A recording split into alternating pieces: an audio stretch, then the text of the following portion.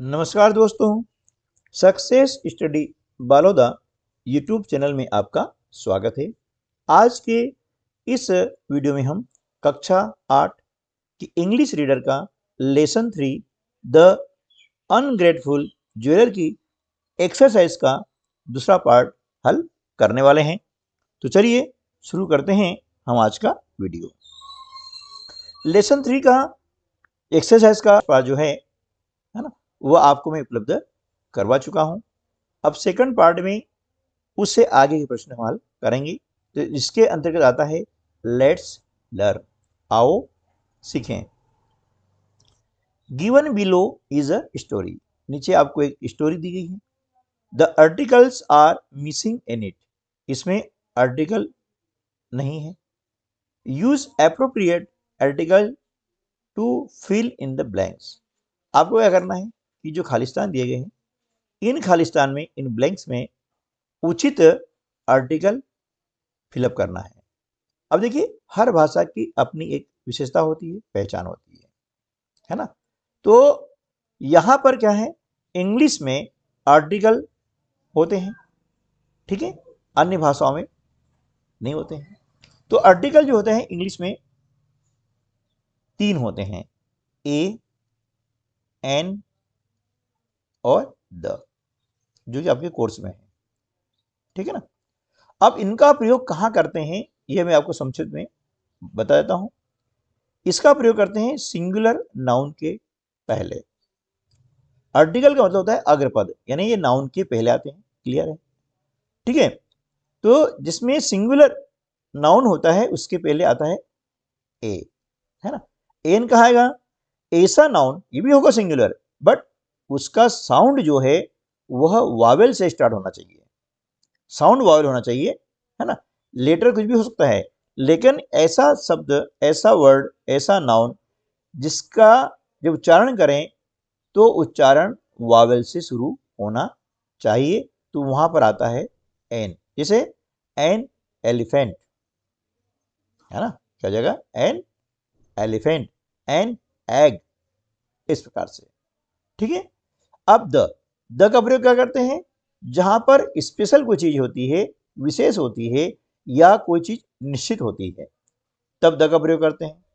या फिर इस कहानी में बात करें कि किसी कहानी में भी, है ना, या किसी ए पहले आया है, ए या एन आया है, और जब उसी की पुनरावृत्ति हो रही है तो फिर सेकंड बार में जब आता है तो ए एन न होकर के वहां पर द आता है।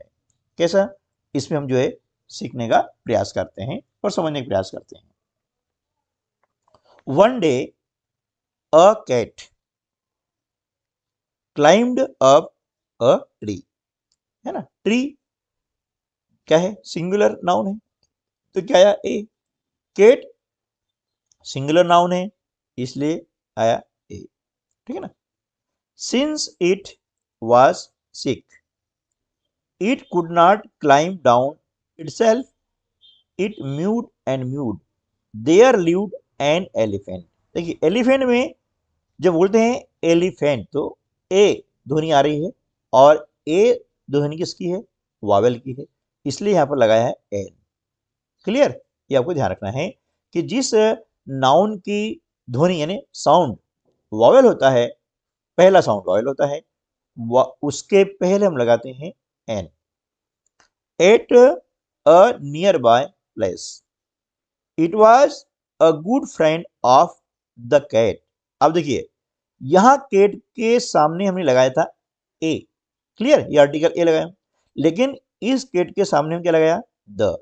जैसे मैं अभी पूर्व में बताया था कि जिसकी हम बात पहले कर चुके हैं उसी का जब रिपीटेशन होता है, उसी हम कैट की बात कर रहे हैं, तो यहां पर द आएगा, क्योंकि ये स्पेसिफिक हो गया है ना, कि हम इस कैट की बात कर रहे हैं।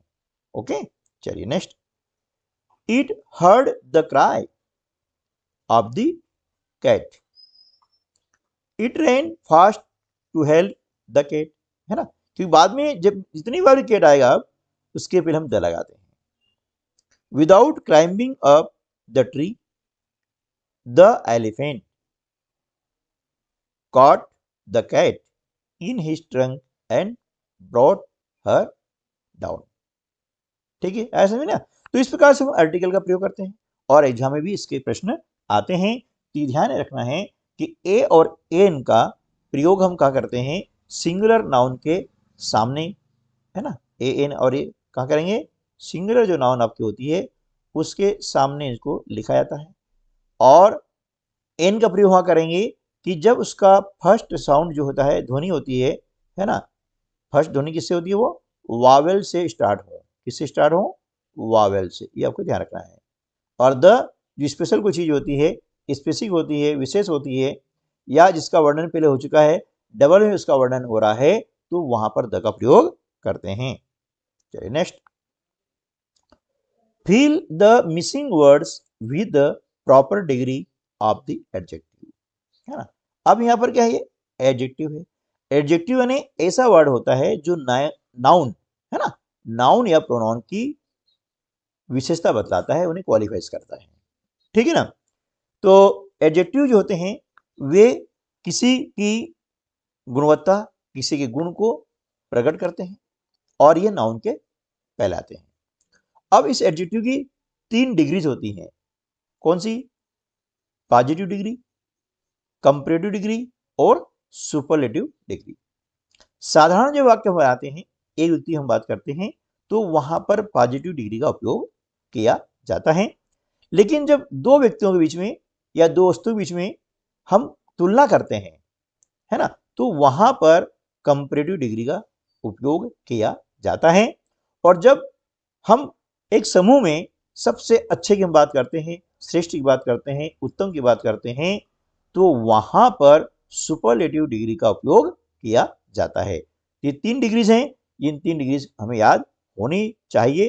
तो यहां पर आपको खालिस्तान दिए गए हैं, हम इन खालिस्तान को फिलअप करेंगे। तो देखिए, कंपैरेटिव डिग्री में दिया गया है मोर इंटेलिजेंट, तो इसकी पॉजिटिव डिग्री क्या होगी, इंटेलिजेंट, ठीक है ना। और इंटेलिजेंट की सुपरलेटिव डिग्री क्या हो जाएगी, मोस्ट इंटेलिजेंट। हम जानते हैं कि इंटेलिजेंट यानी बुद्धिमान होता है। अब गुड की जो कंपैरेटिव डिग्री है वो बेटर और सुपरलेटिव बेस्ट। इसी प्रकार से देख रहे हैं कि यहां पर लिखा हुआ है प्रीटीएस्ट, ये है सुपरलेटिव डिग्री, इसकी पॉजिटिव डिग्री बन जाएगी प्रीटी और कंपैरेटिव बनेगी प्रीटियर। इसी प्रकार से आगे चलते हैं, तो यहाँ पर कंपैरेटिव लिखा हुआ है ऑर्स और सुपरलेटिव लिखा हुआ है ऑर्स्ट, इसका पॉजिटिव डिग्री में आएगा बैड, है ना। अब आगे चलते हैं, इजी, इजियर, इजिएस्ट। यहाँ पर मोर डिफिकल्ट है, यानी ये कंपैरेटिव डिग्री है, इसकी पॉजिटिव डिग्री हो जाएगी डिफिकल्ट, है ना। More difficult, most difficult. इस प्रकार से फ्यू, फ्यूअर और fewest, busy, busier, busiest, many, more, most. अब मेनी के स्थान में मच भी आ सकता है, क्योंकि मच का भी होता है मच, मोर, मोस्ट, यह दोनों लिख सकते हैं, दोनों में से दोनों ही सही है ना। और इसका उपयोग किया जाएगा। पॉजिटिव में मेनी और मच अलग अलग रूपों में उपयोग होता है, लेकिन कंपैरेटिव में दोनों के लिए मोर और दोनों के लिए सुपरलेटिव में मोस्ट का उपयोग किया जाता है। नाउ लेट्स टॉक, आओ बात करें। इसके लिए क्या करना है कि आपको अपनी क्लास में एक पेयर बनाना है ना, और talk about the Nobel prize with the help of the clues given. और नीचे आपको कुछ क्लूज दिए गए हैं, है ना, इन क्लूज के आधार पर आपको बातचीत करनी है नोबेल प्राइज के बारे में। तो यहां दिया गया है कि it is the highest award in the world, ये संसार का सबसे बड़ा अवार्ड है, पुरस्कार है। It is given for a specialised work done in the field of peace, physics, chemistry, literature, economics, medicine. यह क्या है कि शांति के क्षेत्र में, भौतिकी, रसायन, साहित्य, अर्थशास्त्र और मेडिसिन में, है ना, औषधि में सबसे अच्छा जो स्पेशल कार्य करता है पूरे विश्व में, उसको यह पुरस्कार दिया जाता है। It is awarded by the Sweden committee, bank of Sweden and the Norwegian parliament. यह अवार्ड जो है स्वीडन कमेटी, है ना, स्वीडन बैंक और नॉर्वेजियन जो पार्लियामेंट होता है उसके द्वारा दिया जाता है। Amartya Sen got the Nobel prize in economics, है ना, अर्थशास्त्र में अभी जो है अमर्त्य सेन को नोबेल प्राइज मिला था, नोबेल प्राइज मिला था। ठीक है, चलिए अब read the clues given below above, seat in pairs. अब आप पेयर्स में बैठ जाएं, आपको जो अभी दिया है क्लू, है ना, और उन क्लू के आधार पर करना क्या है कि यहां पर क्वेश्चन बनाने हैं और उसके आंसर देने हैं। Do it turn by turn, यानी बारी बारी से इसको करना है। फर्स्ट स्टूडेंट क्या बोलेगा, what is the highest award in the world, तो आपको क्लू के आधार पर बताना है। Nobel prize is the highest award in the world, ये आपको दिया था, ये क्वेश्चन आपको बनाना है। ठीक है, अब सेकंड स्टूडेंट, अब जो क्लू दिया है उसके आधार पर कि यह व्हाई इज इट गिवन, ये क्यों दिया जाता है, तो उसका आंसर हो जाएगा it is given for a specialised work done in the field of peace, physics, chemistry, literature, economics and medicine, है ना, specialised. First student, whom is it awarded by, ये किसके द्वारा दिया जाता है, तो it is awarded by the Sweden committee, bank of Sweden and the Norwegian parliament. Second student, who got the Nobel prize in economics in India, तो अमर्त्य सेन, है ना, Amartya Sen got the Nobel prize in economics. ठीक है, तो अर्थशास्त्र में जो अमर्त्य सेन थे उन्हें यह पुरस्कार मिला। लेट्स राइट, आओ लिखें। We have learn about the use of capital letters, ठीक है, हमने कैपिटल लेटर के बारे में पढ़ा, स्मॉल लेटर में पढ़ा, full stop, comma, semicolon, colon, question mark, sign of, exclamation, inverted commas, इसके बारे में हमने पढ़ा हुआ है। तो read the following sentence and punctuate them, यह भी परीक्षा में आता है ना, इसको पंक्चुएट करना है, यानी इसमें उचित विराम चिन्ह लगाना है। तो हम पहले पढ़ चुके हैं कैपिटल लेटर।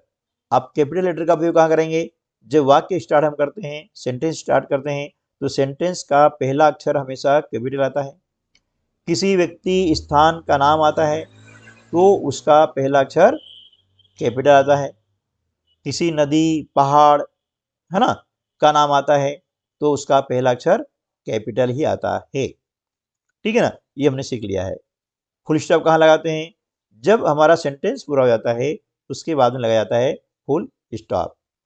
कामा कहाँ लगाते हैं, जब हमें थोड़ी देर के लिए कहीं पर रुकना होता है या एक साथ नाम बोल रहे हैं जैसे राम, मोहन, श्याम, तो इनके बीच में हम कामा लगाते हैं, इनको अलग अलग करने के लिए।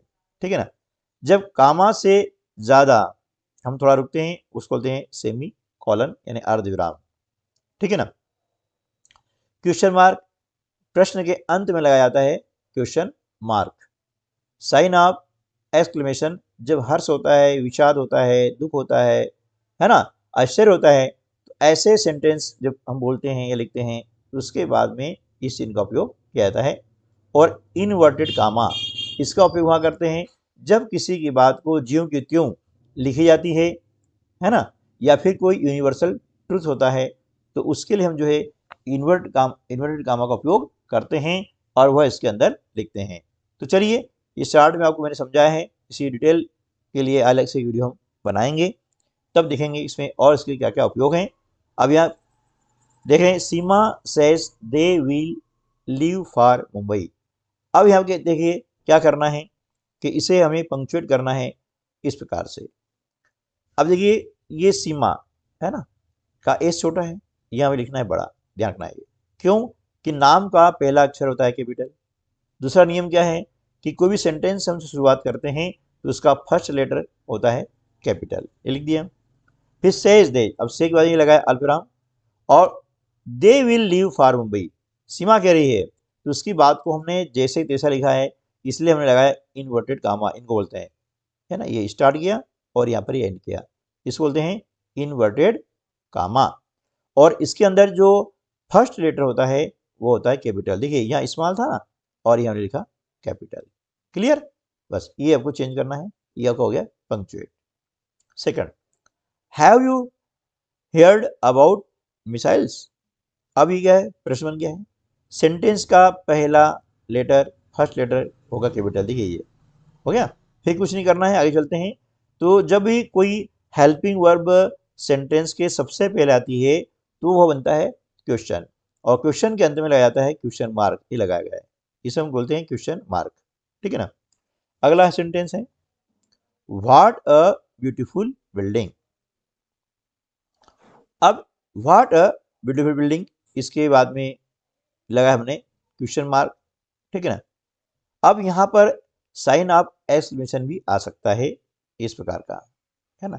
जब इसको बोलेंगे अरे वाह कितनी सुंदर बिल्डिंग है ना, तो यहाँ पर इसकी ये भी उपयोग किया जाता है। Ram, Mohan, Sohan, Twinkle are friends. अब देखिए राम, यहाँ पर स्मॉल लेटर लिखा है, जबकि किसी भी व्यक्ति का नाम आता है तो फर्स्ट लेटर होता है कैपिटल, ये हमने कर दिया कैपिटल। फिर ये नाम कंटिन्यू आ रहे थे, इसको अलग करने के लिए हम लगाते हैं कामा, ये लगाया कामा। एम स्मॉल है, ये हमने लिखा कैपिटल। यहाँ कोई साइन नहीं था, हमने लगाया, क्या लगाया, कामा लगाया। सोहन का भी फर्स्ट लेटर एस जो है यहाँ स्मॉल है, इसको लिखना है कैपिटल में, ठीक है ना। और ट्विंकल यहाँ पर भी काम आएगा, है ना। ट्विंकल आर फ्रेंड्स, ठीक है, क्योंकि ट्विंकल भी किसी का नाम है, इसलिए इसका फर्स्ट लेटर आ गया कैपिटल। क्लियर हो गया ना। चलिए नेक्स्ट है can you put these articles on the rack. अब यहाँ प्रश्न है कि कैन क्या है, ये भी मॉडल से प्रश्न पूछने के लिए इसका उपयोग किया जाता है। इसका फर्स्ट लेटर आएगा यहाँ कैपिटल सी, और प्रश्न है इसलिए प्रश्न के अंत में लगाएंगे हम क्वेश्चन मार्क। नेक्स्ट है do you know how remorse spread. अब डू ये भी हेल्पिंग वर्ब है ना, तो क्वेश्चन बनता है, और फर्स्ट लेटर चाहे सेंटेंस कोई सा भी हो, नेगेटिव हो, इंटरोगेटिव हो, अफर्मेटिव हो, है ना, तो उसका फर्स्ट लेटर होता है कैपिटल, ये हमने डी लिखा। और चूंकि ये प्रश्न है क्योंकि डू क्या है, एक हेल्पिंग वर्ब है, और जब हेल्पिंग वर्ब सबसे पहले आती है तो वह प्रश्न पूछा जाता है, वह प्रश्न में आती है, तो प्रश्न के अंत में लगाते हैं हम क्वेश्चन मार्क, इस प्रकार के, ठीक है ना। The poem is about the winter season. अब यहाँ सेंटेंस शुरुआत हो रही है, स्मॉल लिखा है, हमने लिखा capital. The poem is about the winter season, यहाँ फुल स्टॉप नहीं था, देखिए ये हमने लगा यहाँ पर फुल स्टॉप, ऐसा, है ना। Next, if you come across a helpless man what would you do. अब यहाँ पर फर्स्ट लेटर स्मॉल है, इसको लिखना हमें कैपिटल में, बाकी कोई चेंज नहीं हो रहा है। यहाँ पर काम आएगा, और व्हाट वुड यू डू, है ना, आपने क्या किया, तो क्या करोगे, तो अंत में क्वेश्चन मार्क आता है इस प्रकार से, है ना। ठीक है, ये क्वेश्चन बन गया है, इसलिए आया क्वेश्चन मार्क। तो आज के वीडियो में बस इतना ही। Thanks for watching video. मिलते हैं अगले वीडियो में। वीडियो को कैसा लगा, अच्छा लगा है तो लाइक कीजिएगा, और अपने अन्य दोस्तों को भी शेयर कीजिए। यदि अभी तक आपने चैनल को सब्सक्राइब नहीं किया है तो चैनल को सब्सक्राइब कर लीजिएगा। नमस्कार, जय हिंद।